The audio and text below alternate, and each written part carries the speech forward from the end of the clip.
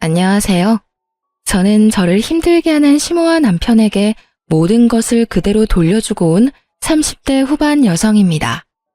남자 하나 잘못 만나 제 인생 나락갈 뻔했던 일을 겪고 나니 사연글을 쓰지 않을 수가 없었네요.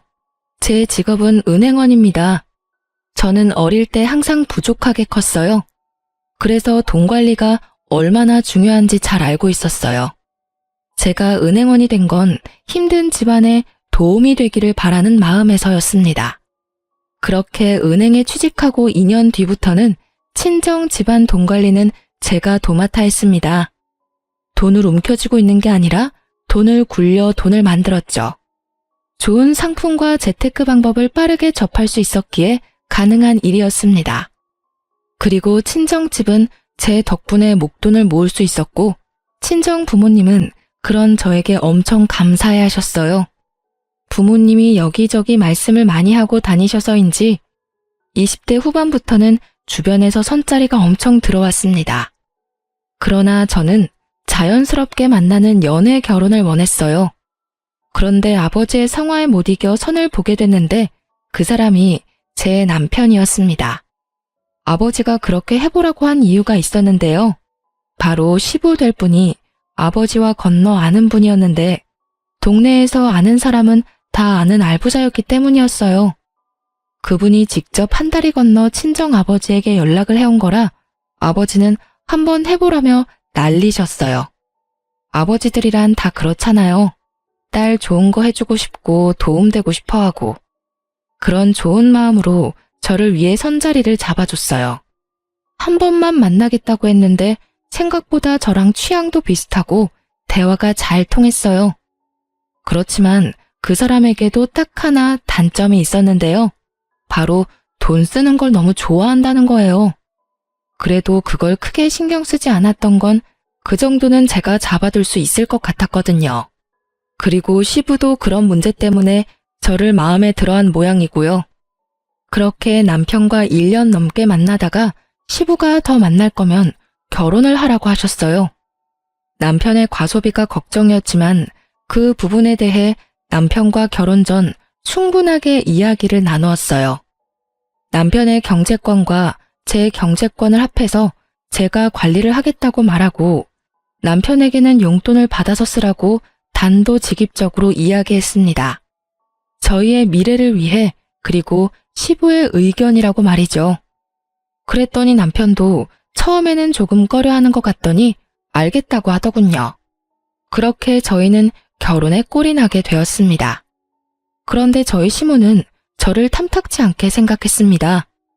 시부가 저에게 잘해준다는 것도 그 이유 중에 하나였지만 남편의 경제권을 제가 가지고 있다는 사실이 견딜 수 없으신 것 같았어요. 제가 시모 곳간을 탐내는 그런 며느리로 보였던 것 같더라고요. 저는 그런 시모의 불안을 해소시켜드리기 위해 2주에 한 번씩 꼬박꼬박 시댁에 남편을 데리고 갔고 남편 이름으로 시댁의 용돈도 두둑히 드렸습니다. 뭘 하더라도 제 이름으로 하게 되면 남편 돈으로 생색내는 며느리라며 타박을 주곤 했거든요. 솔직히 해주고 욕 얻어먹는 건 싫었기에 남편 돈으로 남편 이름으로 해드렸더니 이번에는 다 아들 돈으로 해결하고 너는 돈도 안 쓰냐며 타박을 하더군요. 시모는 그런 사람이었습니다. 그러나 시모와는 달리 시부는 결혼 후에도 저의 든든한 지지자가 되어주셨어요. 특히 재산과 관련된 이야기들은 거의 저와 상담하셨어요. 특히 재테크에 관심이 있으셔서 저도 괜찮은 상품을 소개하고 지인을 알려드리기도 했어요. 결혼 2년쯤에는 시댁 재산도 거의 파악할 수 있었고 시부가 제게 맡긴 재산도 제법 됐어요. 그런데 남편은 정말로 시부와 정반대였어요. 돈 쓰는 걸 그렇게 좋아하는 사람은 처음이었어요. 손에 돈만 들어오면 순식간에 사라지는데 용돈도 한 달에 4번씩 나누어 주지 않으면 못 버틸 정도였죠. 저는 그런 남편을 꼭 쥐고 살았어요. 그렇지 않았다면 순식간에 모아둔 재산을 탕진했을지도 모르죠. 그런데 결혼하고 5년 차쯤 되었을 때 남편이 남편 월급으로 모아놓은 적금 1,500만 원을 저 몰래 깨서 가져갔더군요. 아무리 제가 경제권을 맡고 있어도 제 이름으로 모든 걸 관리할 수는 없었고 불투명하게 남편 월급을 쓸 수도 없으니 남편에게는 돈 쓰는 내역을 모두 공개했거든요. 그런데 그 돈이 몽땅 사라진 거였어요. 3개의 적금 통장 중 하나였지만 그래도 금액이 적은 게 아니었죠. 여보, 적금 깼어? 무슨 일 있는 거야? 갑자기 1,500을 가져가. 그냥 좀 쓸 때가 있었어. 어디다 썼는데? 혹시 차 사고라도 났어? 그런 거 아니야. 피곤하니까 먼저 잘게. 어디다 썼는지 알기라도 하면 마음이 좀 개운해질 텐데 남편은 어디다 썼는지도 알려주지 않았어요. 결국 남편과의 실랑이는 그 주 주말에 있던 시댁 모임에서까지 이어졌습니다. 저는 남편에게 틈이 날 때마다 어디에 그 돈을 썼는지를 계속 추궁했고 남편은 귀찮은 얼굴로 제 말에 짜증만 내고 있었어요. 그리고 시모에게 그 모습을 들켜버렸죠. 시모는 제게 한마디 하더군요. 얘, 너는 무슨 애를 그렇게 잡아? 도대체 뭐 때문에 그렇게 남편을 귀찮게 하는 거니? 어머님, 그게 아니라 이 사람이 저 몰래 적금 통장을 깼는데 도대체 그 돈을 어디다 썼는지 알려주지를 않아서요. 제가 뭘 알아야 다음부터 대비를 할 수 있고 제 마음도 좀 편할 텐데 도무지 얘기를 안 해줘요. 남자가 쓸 때가 있었겠지. 도대체 그런 걸로 왜 사람을 귀찮게 하는 거니? 그래서 거지근성이라는 게 참 그래. 네가 없는 집에서 살아서 돈 쓰는 법을 몰라서 그런 건 알겠지만 돈도 써볼 줄 알아야 쓰는 거야. 이런 식으로 돈 쓰는 거 간섭하고 그럴 거면 너 그냥 이혼해. 왜 그렇게 안 맞는 사람이랑 같이 살고 있니? 어머님, 그런 말이 아니잖아요. 저는 1,500만 원이나 되는 돈을 어디다 썼는지 궁금할 뿐이라고요. 1,500이라는 액수를 듣자마자 시모가 살짝 멈칫하더군요. 당연하죠. 그 돈은 작은 금액이 아니었으니까요. 몇십만 원, 아니 차라리 몇백만 원이었다면 제가 이렇게까지 남편을 추궁할 일도 없었을 거예요. 그런데 거의 1,500이라는 돈인데 그 돈이 어디 갔는지조차 모른다는 건 말이 안 되잖아요. 남편이 뭔가를 샀으면 집안에 물건을 산 흔적이라도 있을 텐데 그런 것조차 없었으니까요. 금액이 좀 크기로써니 그게 그렇게 남편을 잡을 일이야? 우리 아들이 애도 아닌데 쓸 때 썼겠지. 남들 앞에서 이게 다 뭐 하는 짓이니? 꼴보기 사납게. 돈돈거리다가 나중에 고생하는 건 너야. 그 정도는 남편 일탈이라 생각하고 넘어가. 시모는 자기 아들을 잘 모르더군요. 돈 있으면 무작정 써버리는 그 남편의 습관조차 모르고 있는 것 같았어요. 하긴 모든 건 시부가 관리를 했으니 여태까지 남편이 자기 월급으로 무엇을 하든지 어머님은 상관하지 않았던 것 같아요. 게다가 시모가 빌려준 돈은 갚지 않아도 어차피 아들이니 언젠간 갚을 거라는 생각을 했던 것 같습니다. 저는 시모에게 남편의 상태에 대해 정확히 알려야겠다는 생각을 했습니다. 3달 뒤 저는 좋은 기회를 잡을 수 있었습니다. 저희 결혼할 때 시모가 남편에게 빌려준 돈이 있었어요. 무려 3,000만 원이라는 돈이었는데 그건 시부도 모르는 돈이었어요. 제가 남편 월급으로 돈을 모은 이유도 나중에 시모가 그 돈을 달라고 하면 주기 위해서 모은 거였어요. 남편은 그 돈 갚지 않아도 된다고 했지만 또 모르잖아요. 그런데 시모가 돈을 돌려달라고 하더군요. 저는 잘 됐다 싶었어요. 그래서 남편에게 말했죠. 얼마 전에 어머님이 당신한테 빌려준 돈 갚으라고 전화 오시지 않았어? 나한테는 연락 오셨던데. 맞아. 3,000만 원 갚으라고 하시네. 당신한테도 전화 오셨어? 내가 당신 월급 관리하는 거 아시니까. 어떻게? 저번에 깬 적금 1,500은 아직 있어? 그거 빼고 1,500만 줄까?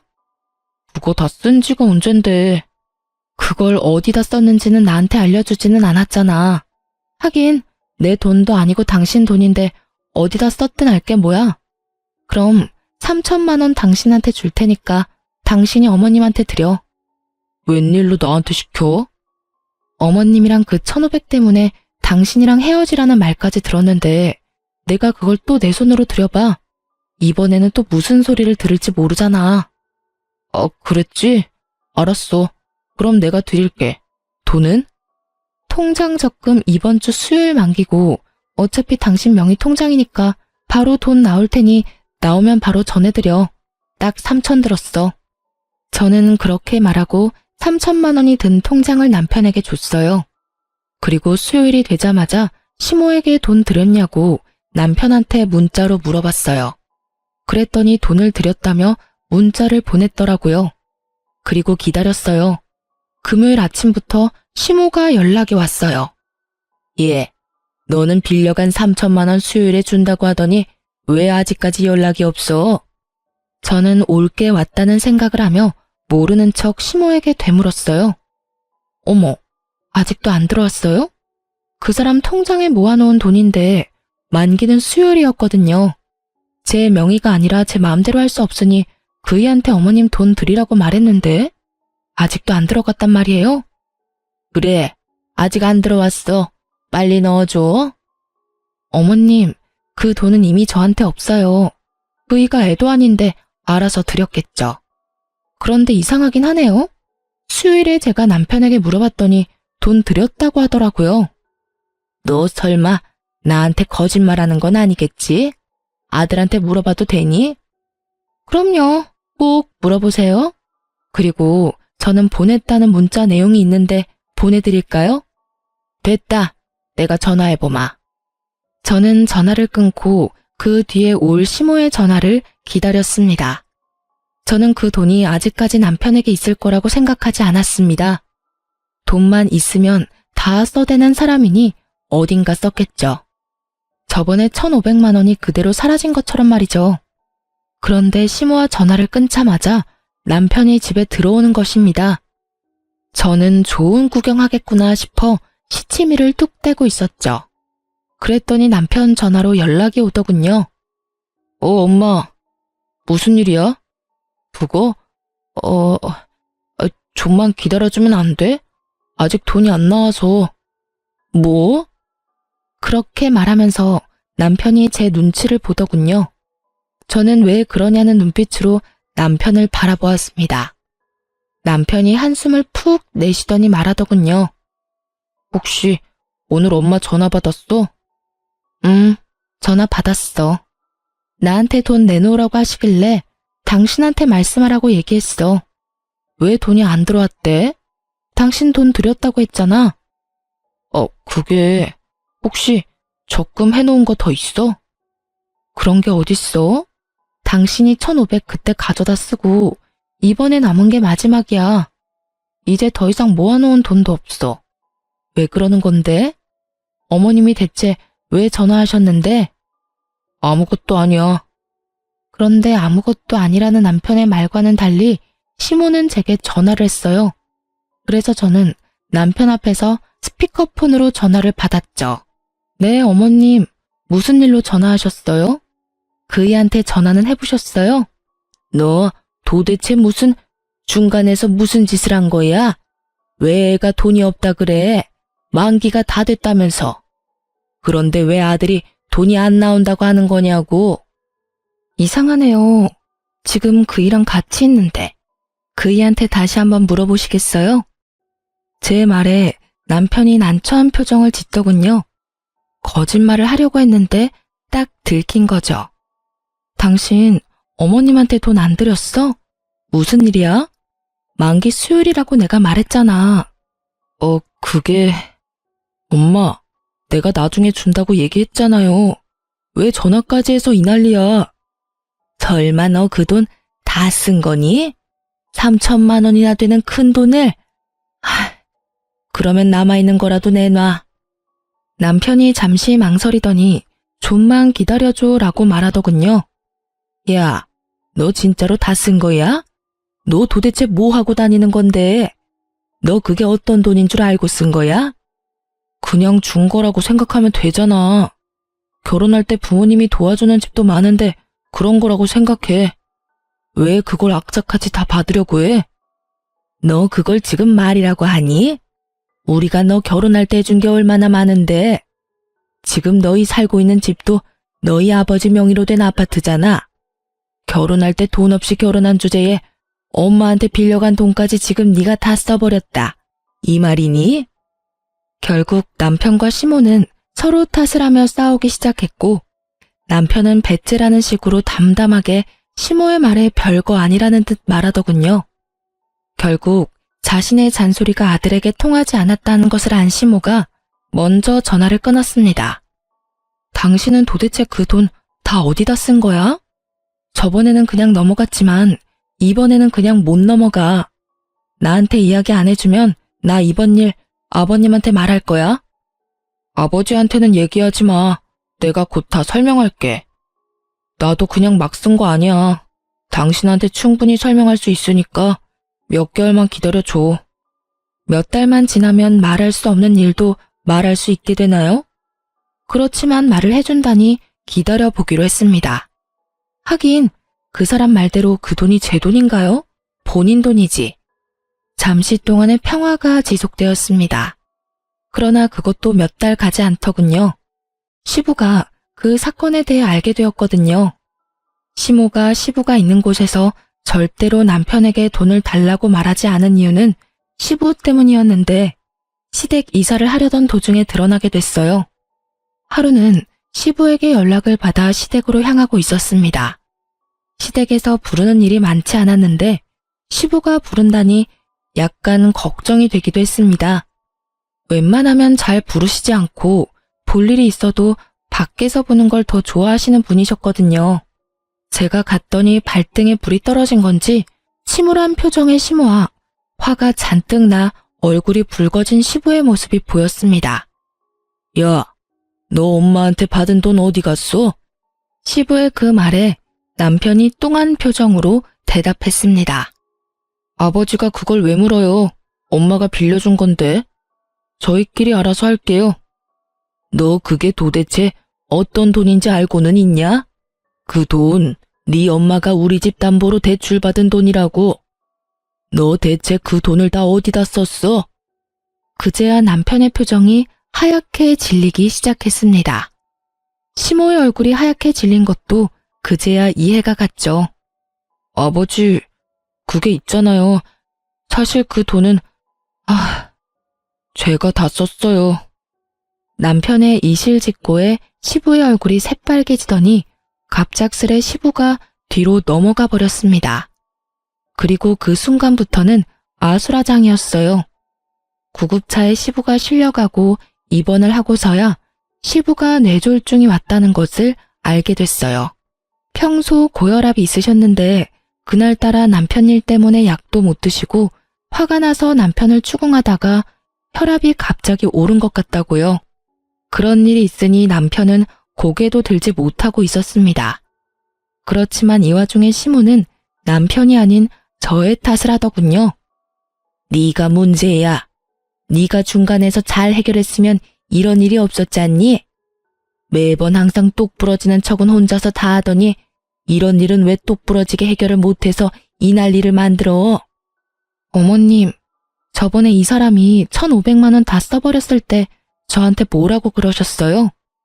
남편도 못 믿으면서 무슨 결혼 생활을 하냐고. 그렇게 살 거면 이혼하라고 하셨잖아요. 그래서 저는 이 사람 믿어준 것 뿐이에요. 그리고 어머님께서도 아셔야 된다고 생각했고요. 그 돈을 제가 쓴 것도 아닌데 왜 제 탓을 하는지 모르겠네요. 남편 명의였고 남편 이름으로 된 통장에 있었어요. 그러면 당연히 남편한테 물어야 하는 게 맞는 거 아닌가요? 왜 아무 상관없는 저한테 계속 책임을 지라고 말씀하시는 거예요? 그렇게 말하면 안 되지. 여태까지 우리 집 재산 관리는 네가 다 했지 않니? 그런데 왜 갑자기 이번 일만 네가 쏙 빠진 거야? 나는 너 용서 못해. 그러니까 네가 책임지고 네 시아버지 돌봐라. 집 팔고 들어와서 시아버지 수발 들어. 다 늙은 내가 해야겠니? 몇십 년이라도 팔팔한 네가 해야지. 합가요? 아버님이 아프시면 전문 병원에 맡기는 게 맞는 거고, 합가를 하지 않아도 아버님을 충분히 돌볼 수 있어요. 왜 굳이 합가를 하시라고 하는 건지 모르겠네요. 그리고 누누이 말하지만 돈을 쓴 건 제가 아니에요. 어머님이 저한테 뭘 원하는지는 모르겠는데 그런 걸 원하시기 전에 아들하고 이야기를 더 해보세요. 그 1,500, 3,000 어디다 썼는지요. 남편이 그 돈 몰래 안 썼으면 아버님 쓰러질 일이 있었겠어요? 그리고 당신이 이야기해봐. 왜 당신이 저지른 일 때문에 내가 이렇게 스트레스를 받아야 해? 나는 이런 식으로 합가하는 건 원하지 않아. 아버님이 아프셔서 내가 정말로 집에서 수발을 들어야 한다면 모르겠지만 지금 당장 병원에 있으셔야 하는데 왜 합가를 해? 우리 집에서도 충분히 가능한 일인데. 당신 진짜 너무 뻔뻔한 거 아니야? 어떻게 아버지가 아프신데 돈 얘기만 할 수 있어? 그리고 합가를 안 하겠다는 건 아버지 수발을 들지 않겠다는 얘기잖아. 집에서 들든 시댁에서 들든 아무 상관없으면 시댁에서 들어도 되는 거잖아. 네가 합가 반대하면 난 너랑 이혼할 거야. 어차피 우리 사이에 아이도 없잖아. 이상한 생각이 들었습니다. 남편이 왜 저렇게 뻣뻣하게 나오는 거죠? 지금 당장 저와 시부에게 빌고 빌어도 모자랄 판에 이혼을 하자고 하다니요. 저는 당황스러워서 남편에게 물었습니다. 설마 지금 당신 나하고 이혼하자고 이야기하는 거야? 그래. 합가 안 할 거면 이혼해. 당신한테 정말 실망했어. 아버지 아픈데 어떻게 그런 말을 할 수가 있어? 우리 아버지한테 이쁨 받은 건 당신이잖아. 그러고는 남편이 자리를 떠버리더군요. 저는 남편 몰래 사람을 써서 뒤를 캤어요. 그런데 깜짝 놀랄 만한 소식을 듣게 됐어요. 남편에게 다른 여자가 있었습니다. 숨길 생각도 없이 만나고 있더군요. 게다가 바람피는 여자는 제가 아는 사람이었습니다. 제 건너 지인이었거든요. 평이 그렇게 좋은 사람은 아니었습니다. 친구 말로는 상여우라고 하더군요. 자신의 외모를 이용해 총각 유부남 가리지 않고 돈 뜯기로 유명한 여자라고 했습니다. 그래서 저는 그 여자의 SNS를 타고 들어갔습니다. 남편과 바람피는 걸 확인할 수 있지 않을까 싶어서요. 그런데 몇 달 전부터 굉장히 많은 사진이 올라오더군요. 분명히 혼자서 가서 찍을 만한 곳은 아니었습니다. 게다가 남편이 적금을 깬 그날 올라온 사진을 보니 100일 선물로 받은 명품 가방 사진이라며 사진을 떡하니 올려놨더군요. 그제서야 감이 딱 왔습니다. 이 남자가 이 여자 명품백을 주려고 적금을 깼구나 하고요. 그리고 3천만 원의 행방도 안 봐도 뻔했던 거죠. 제 남편과 그 여자가 사귀는 동안 그 여자의 사진에는 온갖 종류의 명품들이 다 올라왔습니다. 비싸고 유행하는 물건들. 그걸 보고 저는 정이 확 떨어졌어요. 저와의 결혼 기념일에는 케이크 하나 사준 적 없는 사람이었습니다. 용돈을 받는 처지에 케이크 살 돈이 어디 있냐고요? 저도 남편에게 용돈을 주는 생활을 하면서 그런 걸 바라지도 않았습니다. 아니, 바랬지만 뒤로 갈수록 바라지 않게 되었다는 것이 맞는 말이겠죠. 그런데 그 여자에게는 적금까지 깨서 명품을 선물한 걸 보고 남편의 의도를 제대로 확인해버렸죠. 남편이 그 돈의 행방을 말하지 않은 이유는 명확했습니다. 몇 달 뒤에는 저와 이혼하고 그 여자와 함께할 미래를 미리 그리고 있었던 거예요. 거기까지 생각이 미치니 남편과의 결혼을 유지해야 할 어떤 이유도 없었습니다. 저는 남편과의 이혼을 마음속으로 이미 결정했습니다. 합가를 하지 않으면 이혼을 하겠다는 그 말은 그냥 해본 말인 거죠. 그렇다면 원하는 대로 해줘야죠. 자신이 지금 어떤 여자에게 정성을 다하고 있는지를 모르는 상황에서 다시 한 번 더 남편 놈에게 본때를 보여줘야 할 것 같았습니다. 저는 남편을 불렀습니다. 합가 안 하면 이혼하겠다는 당신 생각 변함없어? 변함없어. 난 당신이 합가 안 하면 당신이랑 헤어질 생각이야. 아버지 병간호 안 하는 며느리는 필요 없다고 생각해. 분명히 말하겠는데 나는 병간호하지 않겠다고 말한 적 없어. 아버님을 모시더라도 그건 우리 집에서도 할 수 있다는 말이었고, 그런데 당신이 지금 앞뒤 다 잘라먹고 무조건 합가 안 하면 이혼하겠다고 하고 있잖아. 그만하자. 이렇게 말 돌리는 거 나 다 알아. 제 말에 남편 놈이 흠칫하더군요. 당신이 왜 이혼하자고 하는지 다 안다고. 당신 바람피고 있잖아. 나 몰래. 그래놓고 정말 웃기다. 아버님 핑계 대면서 이혼하자고 하는 거야? 차라리 솔직하게 말하지 그랬어. 다른 여자랑 같이 있고 싶으니까 이혼하자고. 무슨 말이야? 내가 무슨 바람을 피워? 바람 안 핀 걸로 하고 싶니? 그러면 그렇게 해. 어머님한테는 말하지 않을게. 그렇지만 나는 내가 유책 배우자로 이혼할 생각은 전혀 없어. 변호사 사서 소송할 거고 당신이 나를 이용하도록 놔두지는 않을 거야. 어머님한테 말하는 건 당신한테 맡길게. 그리고 제 말을 듣던 남편은 웬 떡이냐 싶은 표정으로 웃고 있더군요. 하긴 쉽게 이혼해주는 것 같아서 기분이 좋았겠죠. 하지만 저는 쉽게 이혼해줄 생각은 전혀 없었습니다.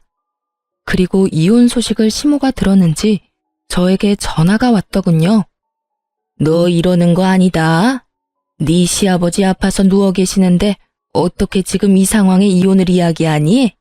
너 설마 아버지 수발 들기 싫어서 이혼하자고 하는 거니?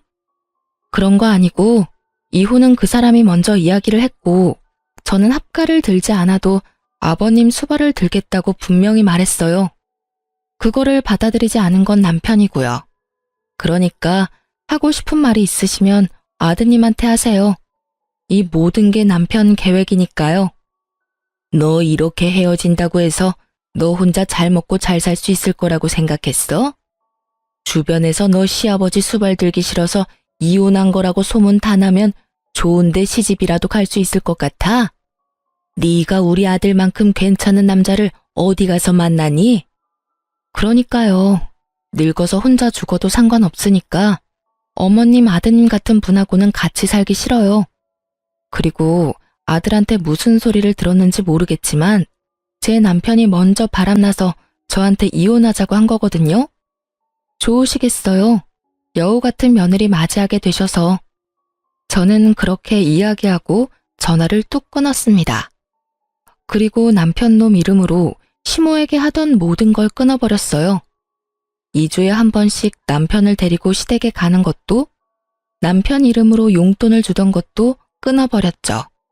그리고 남편에게 시모에게 연락하라는 잔소리도 더 이상 하지 않게 되었죠. 그렇게 되니 당황한 건 제가 아니라 시모였던 것 같아요. 남편은 정이 없고 본인 부모에게도 애정을 그리 갖지 않는 사람이었어요. 그 사람에게는 돈만 중요할 뿐이지 부모는 그 뒤 이야기였거든요. 그런 남편 멱살 잡아가며 시모에게 효를 다하도록 만든 건 저였죠. 그런데 한순간에 다 사라졌으니 시모 입장에서는 아들이 갑자기 변해버렸다는 생각밖에 들지 않았을 거예요. 그리고 저는 이혼 소송을 하면서 상대방 여성에게 상간녀 위자료 소송까지 했습니다. 아시잖아요. 상간녀 소송하면 남자 쪽에서 다 내주는 거. 결국은 남편도 그렇게 한 것 같더라고요. 그 여자에게 빠져서 시모에게 주던 돈도 그 여자한테 주고 시모에게 매주 가던 것도 그 여자에게 가고 제가 모아뒀던 돈으로 그 여자에게 차까지 선물했더군요. 그것을 알게 된 것은 그 여자의 SNS에서였습니다. 제가 이혼을 선언하고 난 뒤부터 그 여자 SNS에는 남편에게 받은 선물들로 가득 차더군요. 그리고 남편 놈의 얼굴도 같이 찍혀 나오기 시작했죠. 아주 당당하고 자신감 있는 상간녀의 행보였습니다. 제가 할 복수는 간단했습니다. 저는 이혼 판결 떨어지기 직전에 제가 담당하고 있던 시부의 재산 관리에 대해 남편에게 알려줬습니다. 특히 시부가 특별히 관리하던 부동산 같은 경우에도 남편에게 다 알려줬어요. 모든 것이 시부 명의로 되어 있는 재산들이 있기 때문에 저는 이혼 전 남편에게 모든 것을 돌려준다는 명목하에 시부 재산과 관련된 것도 남편에게 다 알려준 거였어요. 제가 남편에게 그 목록을 알려주었을 때 남편은 눈이 확 커지더군요. 이게 다 뭐야? 이거 아버님이 나한테 관리하라고 했던 재산 목록들이야. 아버님 명의로 되어 있으니까 내가 가지고 있어봤자 아무 소용없고 어차피 당신과 나 이혼할 건데 이런 거 가지고 있다가 이혼할 때 또 무슨 소리 들을지 모르니 깨끗하게 다 당신한테 돌려주는 거야. 원래라면 아버님한테 돌려드려야 하는데 아버님 상태가 지금 좋지 않으시잖아. 그러니까 당신이 책임지고 관리하고 어머님한테도 말씀드려. 난 당신과 이혼하면 이 일에서 완전히 손 뗄 테니까. 남편의 눈동자가 욕심으로 번들거리는 것이 보였습니다. 그리고 이혼하고 한 달 뒤 시모에게 연락이 왔더라고요. 야, 너 도대체 뭐 하는 년이야? 감히 우리 집 재산을 탐내? 돈 다 어디다 빼돌렸어? 악에 가득 받쳐 화를 내는 시모의 목소리에 저는 태연히 말했습니다. 도대체 무슨 돈을 말씀하시는 거예요? 재산이라니. 저는 아는 바가 전혀 없습니다. 네가 모르는 게 어디 있어? 우리 남편이 너한테 재산을 다 맡겼는데 그 재산들이 지금 하나도 없잖아. 지금 통장에 땡전 한 푼이 없어. 네가 다 가져간 거지? 제가 관리하던 건 남편에게 모두 다 줬어요. 제가 가지고 있을 필요가 없으니까요. 이미 남남인데 제가 가지고 있으면 그거야말로 범죄죠. 제가 변호사 입회하에 남편에게 모조리 다 돌려줬어요. 그러니까 하고 싶은 말이 있으시면 아들한테 하세요. 저한테 전화하실 게 아니라. 뭐? 너 설마 진짜로 우리 아들한테 그 돈을 다 줬니? 네. 아버님 그렇게 되고 후견인이 남편밖에 없잖아요. 그래서 준 거예요. 네가 지금 정신 나간 짓을 했어. 너 지금 집이 어떻게 돌아가는지 아니? 부동산에 적금에 병원비까지 탈탈 털렸어. 그리고 나랑 남편이 내는 보험까지 다 해지하고 해지 환급금까지 아들이 다 가져갔더라. 너 어떻게 이럴 수가 있어? 네가 그걸 우리 아들한테 주지 말고 나한테 줬어야지. 왜 그걸 아들한테 줬냔 말이야? 이상하네요. 어머님이 저번에 그러셨잖아요. 아들이 애도 아니고 뭐가 그렇게 못 믿겠냐고요. 그래서 돌려드린 것 뿐이에요. 그리고 어머님한테 돌려드릴 수도 없는 노릇이었어요. 저랑 그 사람 이혼한다고 어머님이 저한테 얼마나 화를 많이 내셨어요? 제가 어머님하고 이야기를 하고 싶었겠어요? 너 설마 우리한테 엿먹이려고 지금 이런 짓 하는 거니? 너 우리 돈 다 털리라고 아들한테 돈 쥐어준 거야? 어머님, 아들을 좀 믿으세요. 항상 저한테 하시던 말씀이었잖아요. 아드님이 뭐 별다른 짓 했겠어요? 알아서 잘 썼겠죠. 필요한 곳에. 지금 그게 아니니까 너한테 하는 말이잖아. 내가 아픈 남편 수발드는 와중에 지금 이런 일까지 당해서 정신이 없어. 병원비를 내려니 통장에 땡전 한 푼도 없고 왜 그 돈을 아들한테 준 거야? 아, 내가 못 살아. 그 새끼가 돈을 얼마나 펑펑 쓰는지 네가 잘 아는데 왜 그걸 줬단 말이야. 아이고, 내 돈. 아이고, 내 돈. 그걸 저한테 말씀하셔도 저와는 상관없는 일이에요. 저는 제가 왜 이런 전화를 받아야 되는지도 모르겠고요. 제가 할 일도 끝났고 서로 간에 해결해야 될 문제도 다 끝났어요. 이혼 판결 나왔고 그리고 그 사람이 바람 펴서 이혼하는 바람에 유책 배우자 돼서 저한테 위자료도 지급해야 했죠. 다행히 아닐 수 없네요. 그래도 위자료는 제대로 들어왔거든요. 상간녀 위자료도 잘 들어왔더라고요. 전 남편이 대신 내줬나 봐요. 그 돈이 어디서 났는지는 잘 알겠네요. 여하튼 저는 할 얘기 없으니까 앞으로 저한테 전화하지 말아주세요. 전화를 끊으려는데 갑자기 울먹거리는 시모의 목소리가 들려왔습니다. 며느라가 미안하다. 내가 잘못 생각했어. 너랑 우리 아들이 헤어지는 게 맞다고 생각했는데 그게 아니었다. 그 상간녀는 우리 집에 들어와서는 안 돼. 그동안 네가 얼마나 고생했는지 내가 이제 알겠다. 이제 알았어. 네가 잘해준 것도 모르고 내가 그렇게 굴어서 정말 미안했다. 그러니까 제발 돌아오지 않을래? 우리 아들이 정신이 나갔나 봐. 그 여자한테 정신이 팔려서 부모를 내팽겨쳐두고 보살피지도 않고 있어. 게다가 집안에 있는 돈은 씨가 다 마를 정도야. 제발 부탁이다. 돌아오면 안 되겠니? 저는 그 말에 대꾸도 하지 않고 끊어버렸어요. 들려오는 소문에 의하면 시모는 그날 쓰러진 뒤로 병원 신세를 지고 있고 남편과 상간녀는 결혼식을 위해 열심히 돌아다니고 있다고 하더군요. 시부가 쓰러지든지 말든지 시모가 쓰러지든지 말든지 아무 상관없이 열심히 비싸고 좋은 거 구경하면서 돌아다녔더군요. 사업을 하는 시부가 쓰러져서 돈 벌어다 줄 사람도 없는데 돈을 그렇게 써대는 걸 보니 조만간 돈이 다 떨어질 것 같더라고요. 게다가 시모 성격도 보통이 아니잖아요.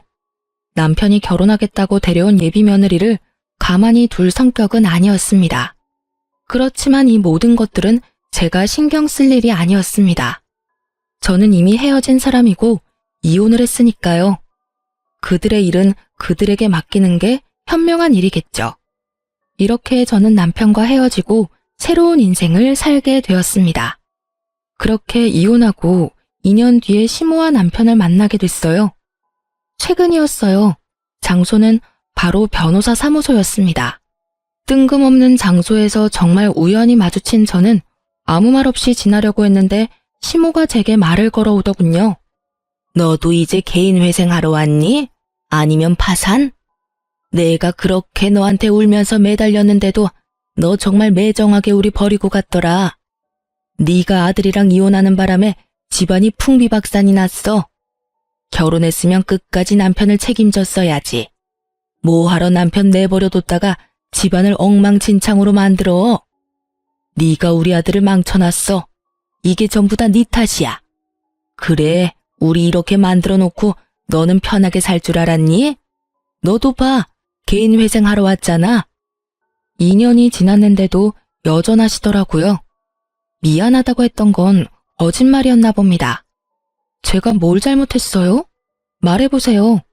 제가 잘못해서 이혼했나요?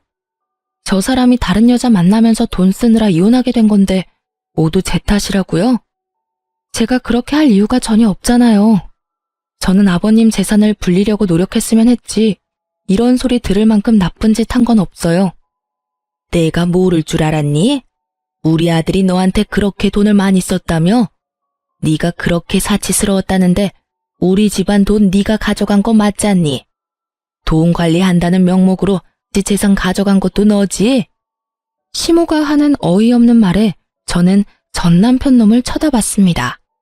전 남편 놈은 다른 곳을 쳐다보며 제 눈을 바라보지 않더군요. 자기 잘못을 끝까지 반성하기는커녕 제게 뒤집어 씌우는 걸 보며 저는 화가 났습니다. 제가 남편에게 무언가를 많이 받아봤다면 그런 말을 들어도 할 말이 없었을 거예요.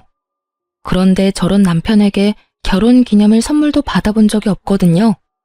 저는 시모에게 어이없다는 듯이 말했습니다.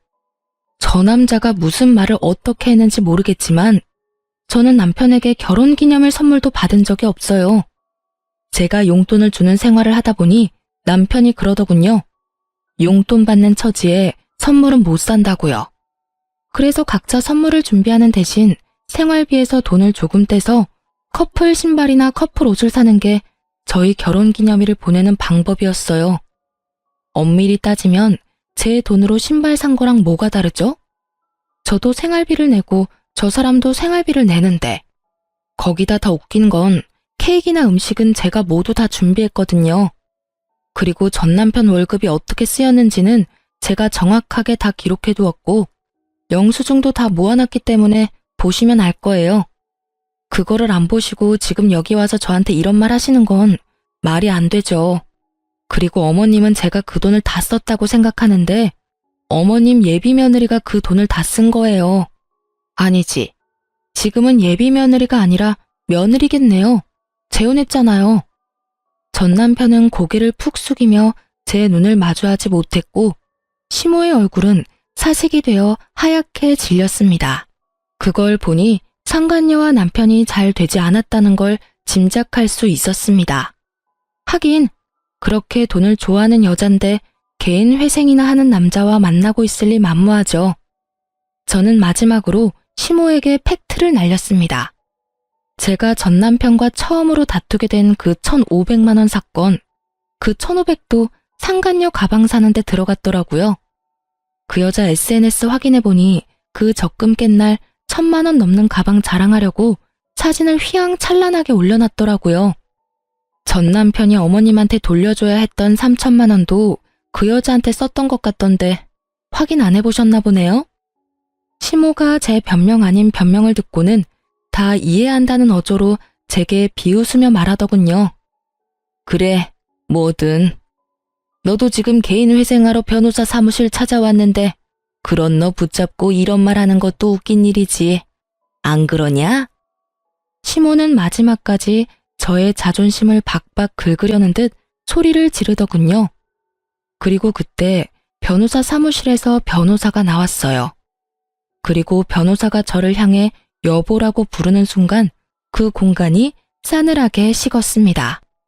여보, 서류 놔두고 간 거 있다고 해서 갖다 주러 왔어. 이거 맞지? 맞아. 고마워. 여기까지 오느라 고생했어. 조금 있다가 점심시간이니까 기다릴래? 같이 밥 먹으러 나가자. 제게 잠시만 기다려달라고 하던 남편이 대기하던 한 사람을 데리고 변호사 사무실로 먼저 들어갔어요. 저는 시모를 보며 웃었습니다. 저는 개인 회생하러 온 게 아니고 재혼한 남편 서류를 주러 왔어요. 무슨 착각을 하셨는지 모르겠지만 저는 개인 회생 파산과는 거리가 멀거든요. 알다시피 돈 관리는 철저하게 하니까요. 누구랑은 다르게요. 어쨌든 과거 이야기는 과거 이야기고 솔직히 말하면 저는 지금도 잘못 없다는 입장이에요. 여자한테 빠져서 저에게 이혼을 요구한 것도 남편이고 제가 시어머니에게 드리라고 했던 아버님의 재산을 다 탕진한 것도 남편이죠. 그리고 남편에게 그 어떤 선물도 받아본 적이 없는 것이 저예요. 무슨 탓이든 탓을 하고 싶으면 남편 상간녀한테 하세요. 얼마나 되는 돈을 탕진했든 그 여자가 다 가져간 거니까. 그렇게 말하고 뒤돌아 나가려던 제가 한마디 더 붙였어요. 아 참, 그리고 저희 남편 실력 좋거든요. 그러니까 상담 잘하고 가세요. 2년 만에 재산 탕진한 거 보니까 참 딱하기는 하네요. 하늘이 무너져도 솟아날 구멍은 있다니 이야기 잘하고 상담 잘 받고 가세요.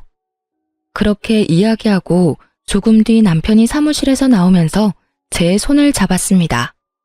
상담이 많이 밀려서 미안해. 식사는 뭘로 할래? 뱃속에 있는 우리 아이는 뭘 좋아할까? 아이가 좋아할 만한 것으로 먹을까? 지금 우리 아이는 한식이 너무 먹고 싶대. 우리 맛있는 한정식 먹으러 갈까? 그래, 우리 여왕님이랑 우리 공주님이 원하는 건 뭐든 들어줘야지. 다정다감한 남편 덕분에 의도치 않게 금술 좋은 부부 모습을 보여주었더니 절 쳐다보는 표정에 부러움과 시기가 가득하더군요. 게다가 전 남편과 사이에는 가지지 못했던 아이까지 가지고 있으니 시모의 얼굴에는 짜증이 한가득이었습니다. 그러나 부끄러워서였는지 얼굴이 뻘겋게 돼서는 나중에 다시 오겠다며 나가버리더군요. 도망가는 두 사람의 모습을 보니 참으로 웃겼습니다. 상간녀가 없는 걸 보니 두 사람은 이미 찢어진 것처럼 보였어요. 나중에 들어보니 전 남편이 개털된 걸 알고 상간녀가 애저녁에 손절했더군요. 결혼하겠다며 드레스며 예식장이며 다 돌아다녀 놓고는 원하는 걸 얻지 못하니 순식간에 헤어졌더라고요. 그렇지만 상간녀도 이번에는 그 일에 대한 대가를 확실히 받았더라고요. 제 말을 들었던 시모가 상간녀를 쫓아다니며 아들이 준 돈 다 내놓으라며 가는 곳곳마다 따라다니며 괴롭혔다고 하더라고요. 결국 버티다 못한 상간녀가 전 남편에게 받은 물건들 중에 몇 가지를 되돌려줬다고 하더군요. 하지만 이미 중고가 된 상품들이었고 다시 되파는 것도 손해를 보는 것이었기 때문에 잃어버린 돈만큼 돌려받지는 못했다고 해요. 전 남편과 시모는 남편 사무소 앞에서 한바탕 싸운 모양이었습니다. 남편 회사 직원이 나중에 이야기를 해주더군요. 시모가 전 남편에게 너 때문에 우리 집안 돈의 씨가 말랐다며 너 어떻게 책임질 거냐고 아주 난리가 났다고 하더랍니다. 어디 가서 그런 여우 같은 여자한테 걸려가지고 잘 살고 있는 마누라를 내쫓아서 집을 상태로 만들었냐며 전 남편을 너덜너덜하게 만들었다고 하더군요. 그렇지만 전 남편도 참지만은 않았다고 해요. 이혼한다고 했을 때 좋아했던 건 엄마가 아니냐며 둘이서 또 그 앞에서 치고받고 싸우느라 한동안 통행에 방해가 됐을 정도라고 합니다. 그 이야기를 들으면서 둘 다 참 똑같은 사람이다 라는 생각을 했네요. 자기들이 뿌린 대로 거뒀을 뿐인데 둘 다 잘못했음에도 불구하고 서로 남탓만 하고 있으니까요. 저는 그런 사람들과 일찌감치 잘 헤어지고 새로운 남자와 잘 살고 있습니다. 재혼이라 좀 걱정스러웠지만 상대방도 재혼이라 조금은 덜 부담스러운 상황이었죠. 이제는 아이도 생기고 더 안정적이고 행복한 생활을 하고 있습니다. 솔직히 전 남편을 생각하면 아직도 짜증나고 부끄럽고 지워버리고 싶은 기억이라고 생각하고 있지만 그 일이 없었다면 제가 이렇게 빠져나올 일도 없었겠죠. 지금 저희 시댁 부모님들은 제게 항상 고마워하세요. 남편과 함께 시댁 친정 재산을 불려주려고 열심히 노력하고 있는 저에게 매번 고맙다며 감사 인사를 하시거든요. 그렇게 하지 않아도 된다고 했는데도 고마움을 표현해 주시는 부모님들을 보면 저도 더 열심히 도움이 되고 싶은 마음을 가지곤 합니다. 이런 게 바로 가는 정이 있으면 오는 정도 있다는 말이겠네요. 긴 글 읽어주셔서 감사합니다. 모두들 행복한 하루 되세요.